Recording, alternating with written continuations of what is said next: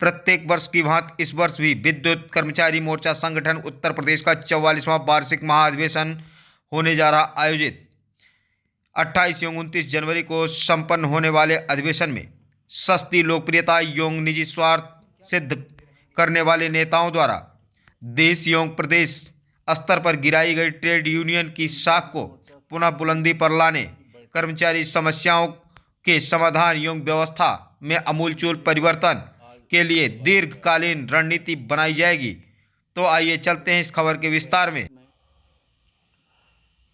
विद्युत कर्मचारी मोर्चा संगठन की बैठक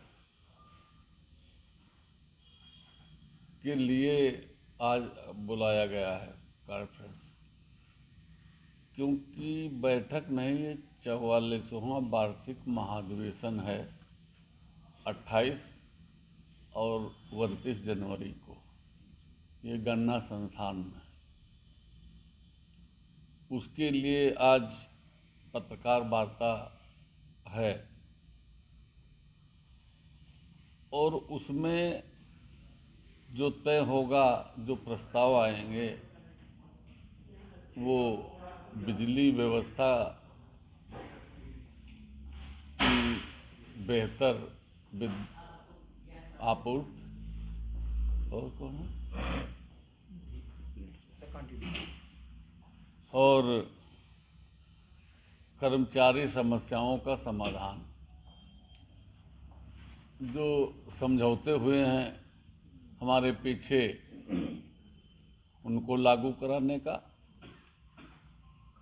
मुख्य मांगे जैसे हैं पुरानी पेंशन योजना लागू कराना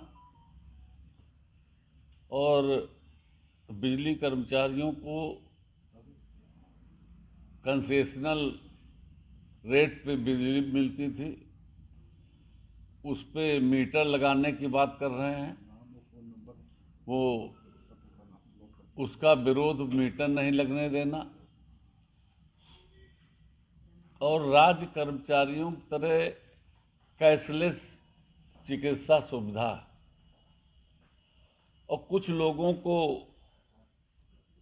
इन्होंने ये भी किया है कि कुछ वर्ग को 1 इंक्रीमेंट, 2 इंक्रीमेंट, 3 इंक्रीमेंट दिए हैं और कुछ लोग रह गए हैं जिनको इंक्रीमेंट नहीं दिए हैं, लेकिन समझौता किया है हम इसको दे देंगे।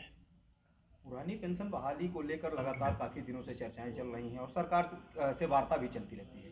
आखिर सर कारण क्या है कि सरकार इसको मानने के लिए विवश नहीं हो पा रही है, और जबकि तमाम संगठन लगातार विरोध कर रहे हैं, धरना प्रदर्शन कर रहे हैं और अब तो तमाम संगठनों ने अल्टीमेटम भी दे रखा है कि अगर नहीं मानी गई हमारी मांग तो हम हड़ताल पे फिर चले जाएंगे। देखिए, तमाम संगठनों की बात हम नहीं करते, क्योंकि 2015 में 11 अक्टूबर 2015 को हम जंतर मंतर पे इसको लेके बहुत बड़ा प्रदर्शन किए थे और व्यवस्था परिवर्तन रथ निकाला था। उस समय ये लोग जो आजकल प्रोपेगेंडा कर रहे हैं पुरानी पेंशन, वो लोग कहते थे अवस्थी जी पता नहीं कौन सजबाग दिखा रहे हैं कर्मचारियों को, ये तो हो ही नहीं सकता है। हम 11 अक्टूबर 2015 को जयप्रकाश जी का जन्मदिवस के अवसर पर बात किए थे और प्रधानमंत्री और राष्ट्रपति दोनों ने वहाँ पर आश्वासन दिया था। सिताब द्वारा से चले थे हम जयप्रकाश नारायण के जन्म स्थान से और पूरे 2900 किलोमीटर की दूरी करके व्यवस्था परिवर्तन रथ, तब हम पहुंचे थे वहाँ। इसी पुरानी पेंशन, तो वहाँ की बात हुई थी जो स्टेट चाहे वो पुरानी पेंशन दे दे। तो आपको मालूम है कि जो कुछ स्टेटों ने दे दिया है, उनको यहाँ बताने की जरूरत नहीं, आप सबको मालूम है। और यहाँ का भी पेंशन इसलिए नहीं हो रही है क्योंकि कोई मजबूती से लड़ना नहीं चाहता।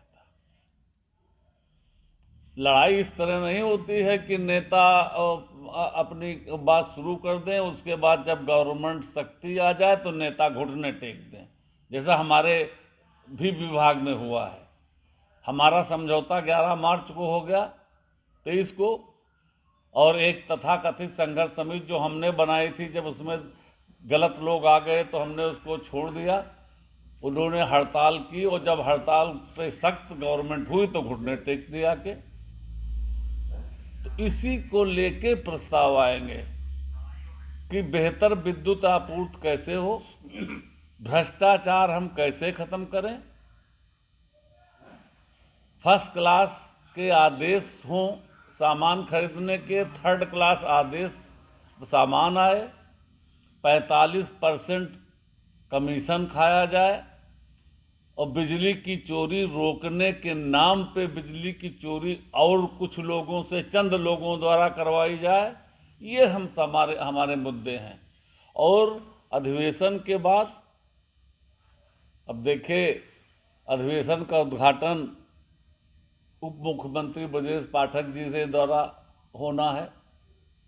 हमारे अरविंद कुमार जी भी आए हैं, जो ऊर्जा नगर विकास मंत्री हैं, कौशल किशोर जी की भी आने की, और हमारे जल शक्ति मंत्री स्वतंत्र देव जी भी आने की पूरी उम्मीद है।